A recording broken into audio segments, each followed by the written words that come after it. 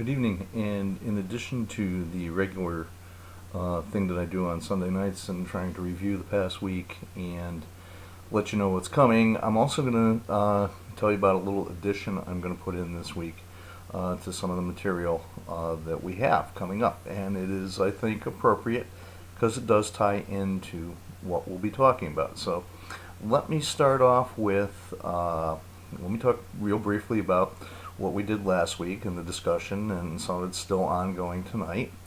And then I'll talk about the regular subject matter for the coming week, which is one of my most fun weeks that we do in the class. And then with a little bit of what I'm going to add, and I think maybe you can find a way to work that into the discussion without even adding a special discussion board for it. I don't want to get too complicated here. So bear with me, that's the way we'll go.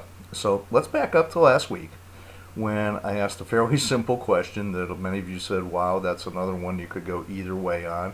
And we talked about the NFL, and did it really act like 32 separate businesses, or does it act like one business? And what is it legally, and what are the whole idea? What are the whole ideas behind this whole antitrust monopoly situation with sports, and how does that fit into economics? And so many people had so many different ideas, and they were great. The interchange on that board is really excellent. It's one of the best I've seen in a long time, and I'm really grateful to you guys for doing it. Keep it up. A couple of people said, they could say yes to both questions. It's 32 separate businesses. It is one business. It's how do they act? I thought one of the most interesting posts was when somebody said, well, the four main combat branches of the military are the military, but each is its own separate branch with a separate operational mission. That I thought was a very interesting analogy.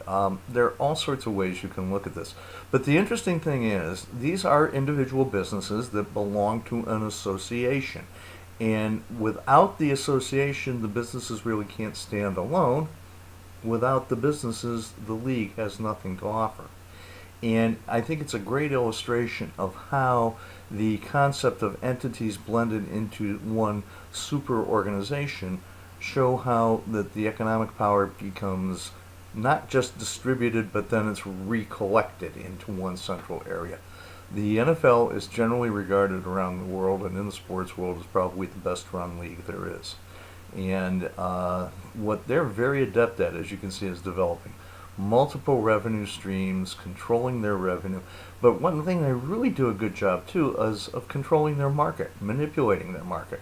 Look at what's in the news right now about the Raiders trying to move to Las Vegas. And this is a very interesting one because there is another place, a fast-growing city. Can the Raiders go there and make money? Probably. Can the league go there and prosper? Probably. But they're not going to let anybody just move anywhere. Are you going to end up with a situation where, like going to the English Premier League, where, and we'll touch on the Premier League this week, you'll see it in the material, where you can end up with five teams in the capital city, for instance. It's happened in London. So it's a very, very interesting discussion. I hope you got a lot out of it. And you can see again, how does the league work? How does it contribute to the success of the sport overall? And now I think you're starting to see why I'm asking everyone to remain, at this upper level, this big picture look at sport, and not get down in the weeds too much, and not get lost in our fandom, if you will. So that's where we went last week, and where we're going is just kind of a natural continuation. This week we do look at one of my favorite topics, which is competitive balance. Is competitive balance on the field necessary for business success off the field? And we'll even touch on things like, are dynasties good for professional sports? Are rivalries good? How do leagues control the competitive balance? And you'll see there's different ways. One of the things we talk about, here's a great thing the NFL does. They've made the draft a spectacle. Okay? Well, what is the draft? Really, it's a way of maintaining the competitive balance across the league, this reverse order draft, where the worst team, in theory, gets to pick the best incoming players. The best team has to wait its turn. The this is no different a way of controlling competitive balance than is salary caps and free agency compensation and all those kind of things. Is competitive balance what we're seeking? Is a winner, a consistent winner, good in your market? But is it bad for the league? Does it make the difference if you have a consistent winner in your major market? Are the Yankees, when they're good, really good for baseball? Are the Lakers, when they're good, really good for basketball? These are the kind of questions I want you to consider as you look at it. And then look how other leagues around the world do it. I think the most common thing, different league situation that many of you may or may not be familiar with, is the whole idea that is used in football, soccer, to most of us, the world round, and this whole system of promotion and relegation, where this is what is called an open league. And actually, the last place finishers in that league get bounced out. The top place finishers in the, say, what we call in America minor league below it get promoted, and you see tremendous scrambling to stay out of that relegation zone. The games at the end of the season amongst teams that are about to get bounced out of the top leagues are as competitive as anything for a championship, because, as I said in my example a week or two about the English League Championship playoff final, that's worth just so much money and economic power to those teams that it's something they really have to consider and really work with. So this week, let's look at those things. I think we can have another great discussion and a lot of fun with it. The other thing too is I used to have a unit in a piece in Unit 4 from the Federal Reserve Bank of Boston, and it talked about how leagues operate and everything. And I'm replacing it. I'm actually going to do it in the next few minutes with some very interesting material that's relevant to what's going on today. And I'm talking about the NCAA Men's Division I basketball tournament. Now, we saw some great games this afternoon.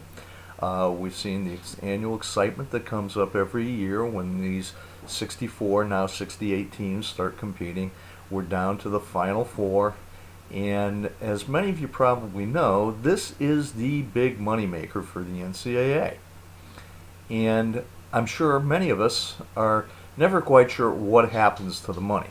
Well, I've included in Unit 4 a little section with a couple of articles, a PDF actually of a presentation from the NCAA, and then a link to an Investopedia magazine article on how does the NCAA distribute this money, the money they make from the tournament. That really, where does it come from? It comes from television rights. As you're starting to see, so much of sport money comes from television. What do they do with all that money? Where does it go? Who gets it? How is it used? And what I'd like you to think about is, as you look through those documents and read those articles, how does that tie in to the whole idea of competitive balance in college sports? Because it's one of the real things we see in excitement in this tournament is, especially in that first weekend, last weekend, the prospect of the underdog coming in and knocking off one of the big boys, or the unexpected middle-ranked team coming in, South Carolina, like getting to the Final Four. This provides tremendous excitement and fan interest. Or are we disappointed then when the 4 number 1 seeds don't make it? Who's interested in that? I mean, the SEC, it has to be thrilled because they had 3 teams get close to that. The Atlantic Coast Conference has its team in. Yet a team from a weaker conference, supposedly weaker conference, Gonzaga, is in for the first time. This is all very interesting. It's great for the fan, but how about for the business of college sport? So I'd like you to take a look at those two, that unit, that subunit, and the material on what happens to NCAA tournament revenues. And I think you'll see some interesting things, and I hope you can work that into your commentary. Again, let me back up. Great job last week. I really think it goes the way I want to. You folks are great because you're a discussion that just has to be started.